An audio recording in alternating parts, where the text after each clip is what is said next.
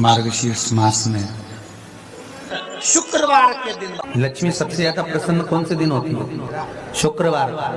तो शुक्रवार को लक्ष्मी सबसे ज्यादा प्रसन्न क्यों होती है? उसका प्रसन्न होने का कारण क्या था? लक्ष्मी जी के दो भाई थे, दोनों की शादी नहीं हो रही थी, दाता और विधाता, दोनों का विवाह नहीं हो रहा। और दाता विधाता के लिए लक्ष्मी बड़ी परेशान थी, रोज नारायण से कहती थी प्रभु कुछ कृपा करिए, दाता विधाता का विवाह नहीं हो रहा, उम्र होती चली जा रही है, इनका कुछ करिए प्रभु, आप नारायण आप कुछ तो कर सकते हो। भगवान नारायण ने तब लक्ष्मी से कहा एक काम करो, बेलपत्री के पेड़ के नीचे बैठकर लक्ष्मी तुम अनुष्ठान करो तुम्हारे भाइयों के विवाह के लिए। इसलिए आज भी हमारे हिंदू धर्म की रीति है कि बेलपत्री के पेड़ के नीचे शाम के समय लक्ष्मी का वासा होता है। इसलिए लोग बेलपत्री के पेड़ के नीचे सोमवार को अगर दिया लगाते हैं तो उनके घर में कभी लक्ष्मी की कमी नहीं होती, साहब अपार धन बढ़ता चले जाता है।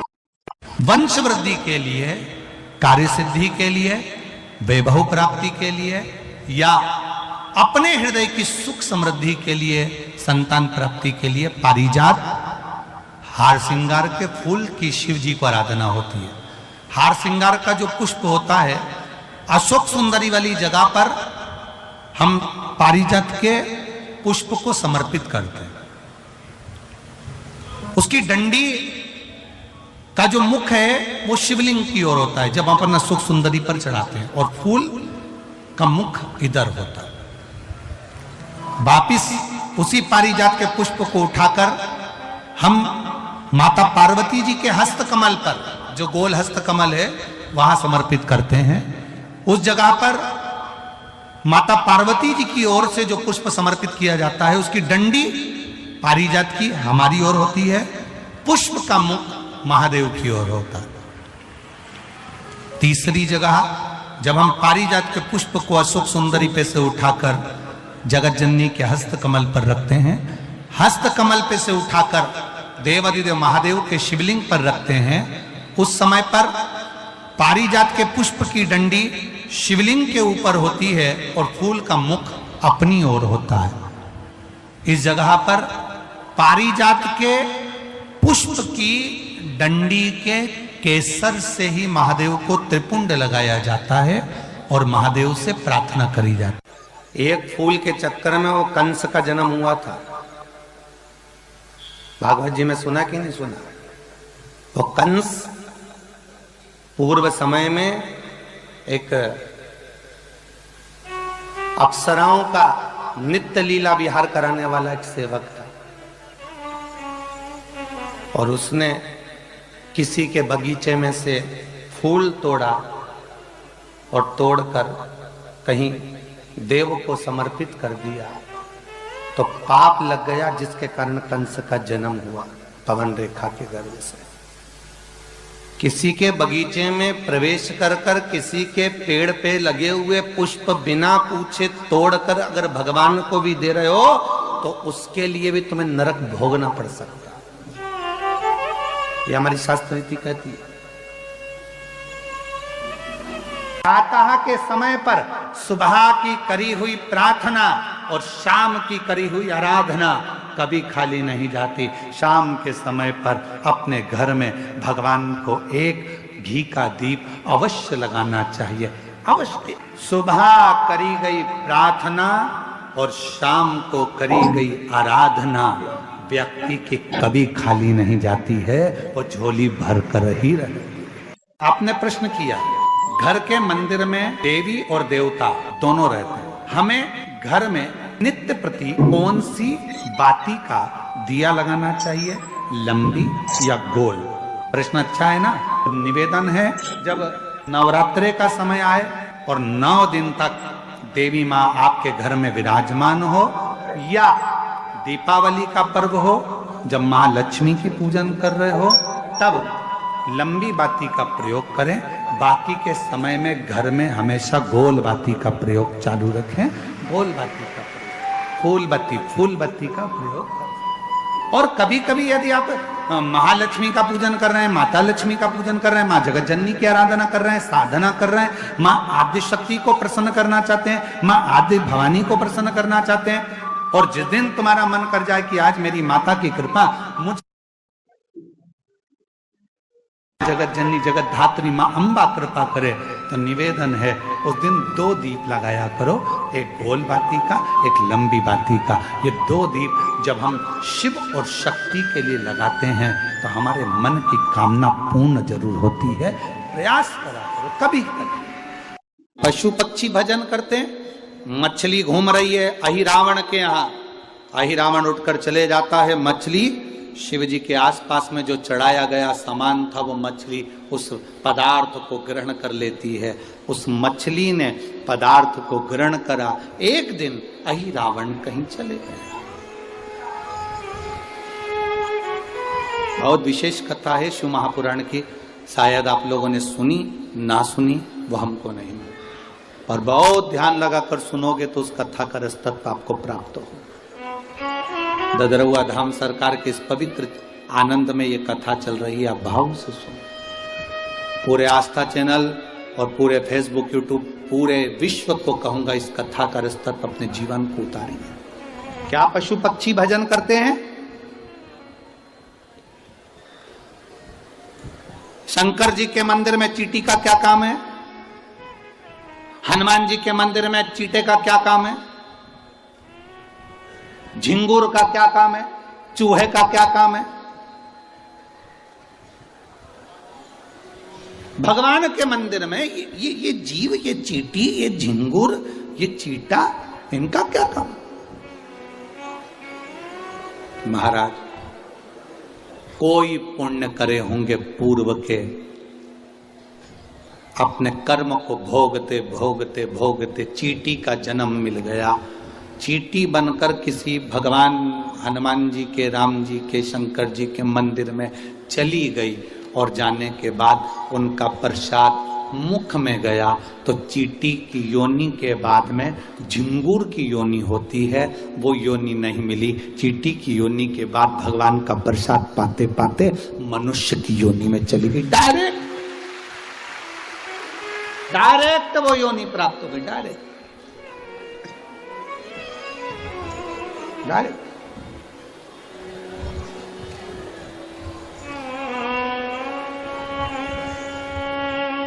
भटकना छोड़ दो।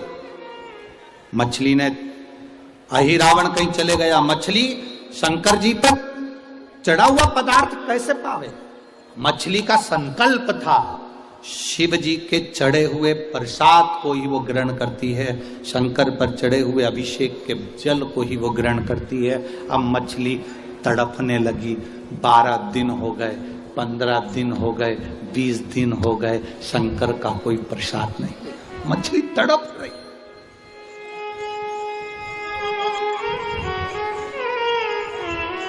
आपको केवल आपकी चिंता है, आपको केवल आपकी चिंता है, मेरे विश्वनाथ को पूरे विश्व की चिंता है। मेरे विश्वनाथ को पूरे विश्व की चिंता है।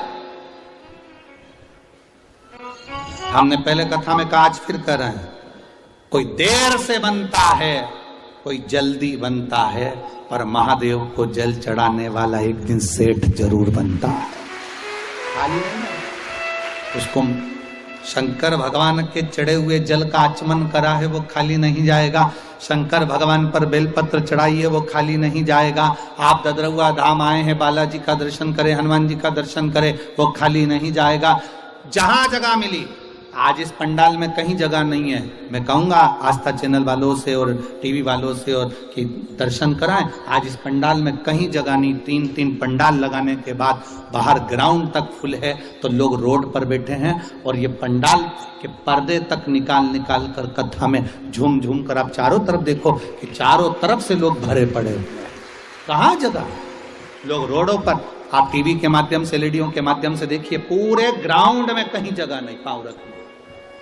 शुक्रवार के दिन भगवान शंकर को शुक्र को दिया था, इसलिए उसकी प्रधानता। आपको मालूम पड़ गया कि शरीर में मुझे ये रोग हो गया है, मुझे शुगर हो गया है, मुझे बीपी हो गया है, मेरा ब्लड प्रेशर ऊंचा नीचा रह रहा है, कोई भयंकर रोग, मेरे रिश्तेदार को कोई कैंसर जैसा रोग हो गया, किसी को कोई थायराइड हो गया, किसी को कोई किडनी और लीवर में सूजन हो गई, किसी को कहीं किडनी और लीवर में तकलीफ हो गई। तो शिव महापुराण की कथा कहती है, नवग्रह शिव महापुराण की कथा कहती है कि बेलपत्री के वृक्ष के नीचे महामृत्युंजय मंत्र का जाप जो शुक्रवार की शुक्रवार घी का दिया लगा कर करता है, उसके रोग बाबा देवाधिदेव महादेव समाप्त करते चले जाते हैं। ये संजीवनी मंत्र शुक्रवार के दिन भगवान शंकर को शुक्र को दिया था। इसी एक बार लोहे से कहा, सोना लोहे से बोलता है, लोहा तू भी धातु मैं भी धातु,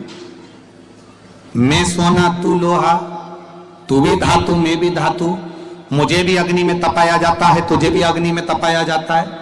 सोना कहता है मुझे भी तपाकर कुछ बनाया जाता है तुझे भी तपाकर कुछ बनाया जाता है। सोना लोहे से कहता है कि मुझे भी अग्नि में तपाया गया तुझे भी अग्नि में तपाया गया, मैं भी धातु तू भी धातु, तुझे भी तपाया मुझे भी तपाया, तुझे भी कूटा मुझे भी कूटा। सोने ने लोहे से पूछा, पर एक बात बता रहे लोहा, मैं सोना जब कुटता हूं तो मैं आवाज नहीं करता, तू लोहा जब कुटता है तो आवाज क्यों करता? मैं कुटता हूं तो आवाज नहीं करता। सोना करा मेरी आवाज नहीं निकलती। सुनार की दुकान के सामने से निकलना सोने को कूटा जाता है तो उसमें आवाज नहीं आती। लोहार की दुकान के सामने से निकलना लोहे को कूटा जाता है तो उसमें से आवाज आती है। सोने ने लोहे से पूछा कि मैं धातु तू धातु, मैं पीला तू काला, मुझे भी तपाया तुझे भी तपाया, अग्नि में मुझे भी डाला तुझे भी डाला, मुझे भी कूटा तुझे भी कूटा, मैं कुटा आवाज नहीं आई, पर लोहा तू कुटा तुझ में आवाज क्यों आई?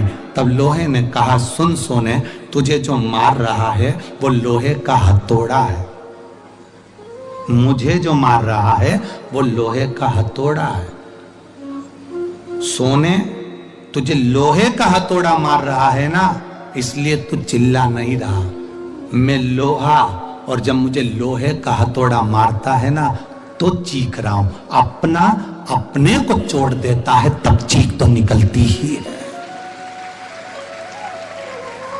सोने का हथौड़ा अगर सोने को मारता तो चिल्लाता, लोहे का हथौड़ा लोहे को मारता है तो चीखता है। अपना अपने को गाली देता है, अपना अपनों को अपशब्द कहता है, अपना अपने को ताना देता है तो चीख निकलती है, बद्दुआ निकलती है, अपशब्द निकलते हैं।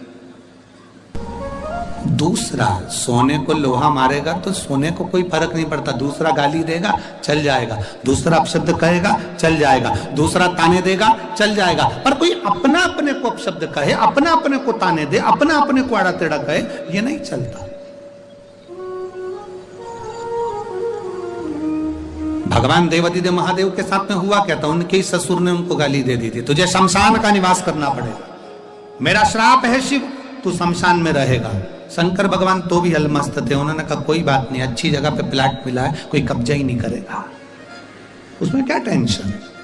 शिव जैसे प्रसन्न भाव में रहने वाला चाहिए, हर एक में अच्छाई देखो, जितना आप अच्छा ढूंढोगे उतने अच्छाई मिल जाएगी। दो माताएं बस में लड़ रही थी, सीट एक थी, बैठने के लिए दोनों लड़ रही हैं, वो बोली मैं बैठूंगी, वो बोली मैं बैठूंगी। कंडक्टर आ गया, क्यों लड़ रही हो? मैं बैठूंगी, दूसरी बोली मैं बैठूंगी। कंडक्टर बोला तुम में जो ज्यादा उम्र वाली हो वो बैठ जाए। पूरे रास्ते दोनों खड़ी रही, बैठी नहीं, क्योंकि जो बैठेगी वो ज्यादा उम्र की, बैठी नहीं, दोनों खड़ी। पूरा रास्ता उन्होंने खड़ा खड़ा निकाल दिया, पर बैठी नहीं। कंडक्टर दोबारा आया, बैठो, अभी नहीं, मैं बैठू। तो कंडक्टर ने दूसरी से कहा बैठ जाओ, दिख रहा है तुझे, मेरी उम्र नजर आ रही है।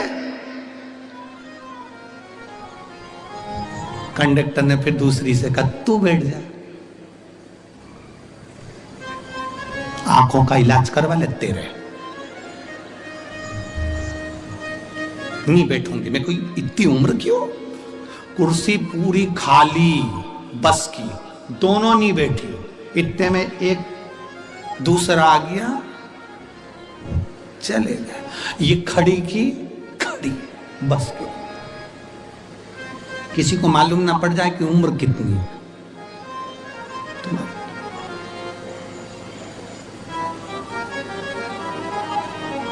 शिव जी को गाली देने वाला कोई दूसरा नहीं था, भगवान शंकर को गाली देने वाले उनके ससुर ही थे। तुम्हारे ऊपर उंगली उठाने वाला कोई दूसरा नहीं होगा, तुम्हारे अपने ही होंगे।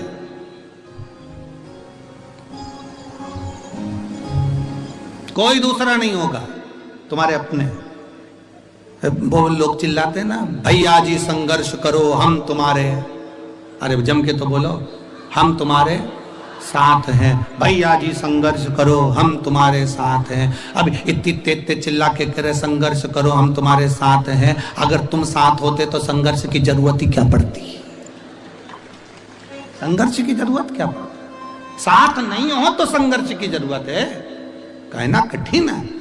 शंकर भगवान को गाली देने वाला कोई दूसरा नहीं था, शिव जी को अपशब्द कहने वाला कोई दूसरा नहीं था, शंकर भगवान को आड़ा टेढ़ा कहने वाला कोई दूसरा नहीं था। स्वयं देवादिदेव महादेव को अपशब्द कहे उनके ससुर ने कहे, हे शिव मेरा श्राप है। तो सचेतमानस में एक बात सुनी होगी कि रावण प्राणों को जब त्याग रहा था तो उसने लक्ष्मण जी को 3 उपदेश दिए थे। कितने उपदेश दिए हैं? किसने भेजा था लक्ष्मण जी को रावण के पास? भगवान श्री राम। उसका सबसे पहला उपदेश कौन सा था?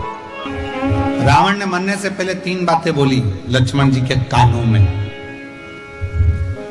और आप सबको मालूम है कि लक्ष्मण जी ज्ञान लेने के लिए जब गए थे तो रावण के सिर के पास जाकर खड़े हो गए थे, तो रावण ने मुंह फेर लिया था, ज्ञान नहीं लिया था। लक्ष्मण जी वापिस आ गए थे राम जी के पास में कि ऐसा रावण है, लोग कहते तब विद्वान है। मैं उसके पास गया तो उसने मुंह फेर लिया। भगवान राम जी ने कहा ज्ञान लेते समय सिर पे जाके बैठते हैं कि चरणों में बैठते हैं? तो कहा गया था तो कि सिर के पास, चरणों में जाकर बैठ। रावण पड़ा है मृत्यु सैया पर, जमीन पर, लक्ष्मण जी उसके चरणों में जाकर बैठ गए तो रावण ने हाथ का इशारा कर कर बुलाया मेरे करीब। 3 उपदेश रावण ने मृत्यु की सैया पर मरने से पहले लक्ष्मण जी के कानों में दे दिया। पहला, अच्छे कार्य में 1 मिनट की देरी मत करो। लक्ष्मण, यदि कोई अच्छा कार्य हो रहा है और उसमें अगर आपको जाने का मौका मिल जाए तो 50 काम छोड़ दो, सबसे पहले अच्छे काम में पहुंचने का प्रयास करो।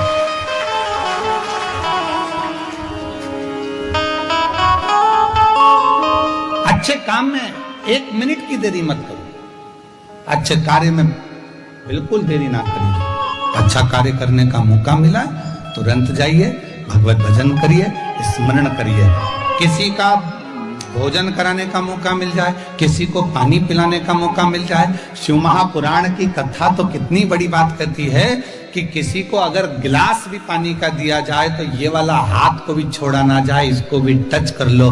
हो सकता है कि हमारा जब शरीर, हो सकता है कि ये जो आधा शरीर है, आधा भाग है मनुष्य का शरीर, जो आधा भाग किसी काम को नहीं कर पाता तो मरने से पहले आधा तन काम करना बंद कर देता है। लोग उसको पैरालिसिस कह देते हैं। आधा शरीर काम नहीं कर रहा।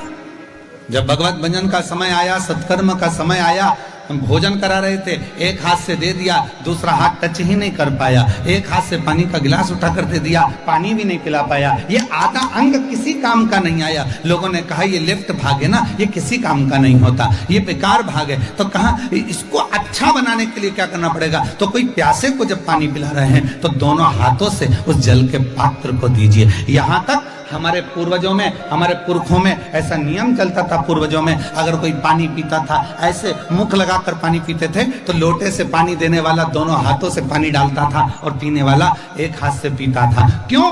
क्योंकि वो ग्रहण कर रहा है और वो देने वाला दोनों हाथों से दे रहा है। तो ये हाथ का प्रयोग पूर्ण होना चाहिए, जिससे मरने से पहले इस शरीर का आधा अंग रह ना जाए। इसको चालू रखने के लिए अभी से काम करना पड़ेगा। शिव जी के मंदिर में दोनों हाथों से जल चढ़ाइए, शंकर जी के मंदिर में दोनों हाथ से सफाई करिए, शिव जी के मंदिर में दोनों हाथ से झाड़ू पोछा करिए, शिव जी के मंदिर में दोनों हाथ से दीप को लगाइए। शिव जी के मंदिर, कई माताओं की आदत रहती है एक हाथ में घंटी पकड़ ली, एक हाथ में पकड़ लिया दिया, एक से घंटी बज रही है, दूसरे से दिया बज रहा है।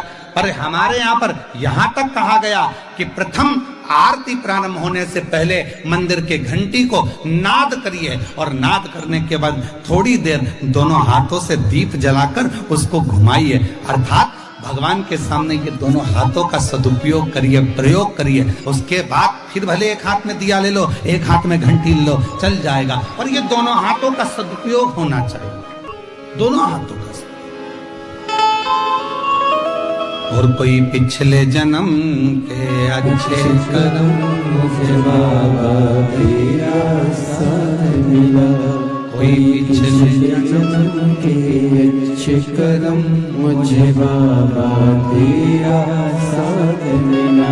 पूर्व का कोई कर्म तो अच्छा कर्म, यहाँ तक हमारे शास्त्र कहते हैं, कितना सुंदर कहा, एक चावल के दाने को भी अगर शिव जी पर चढ़ाया जाता है तो डब्बे में से, कई माताओं की आदत रहती है डब्बा खुला हुआ है, डब्बा रखा हुआ है, उसमें से एक चावल का दाना उठाया, शिव जी को चढ़ा दिया। शिव महापुराण की कथा कहती है, डब्बी में से अगर शिव जी को चावल का दाना चढ़ा रहे हो, पहले डब्बी में से उठाकर अपनी हथेली पर रखो, फिर उस चावल के दाने को भगवान को समर्पित करते चलो, समर्पित करते चलो, फिर करो। ये शरीर आधा ना रह जाए, आधा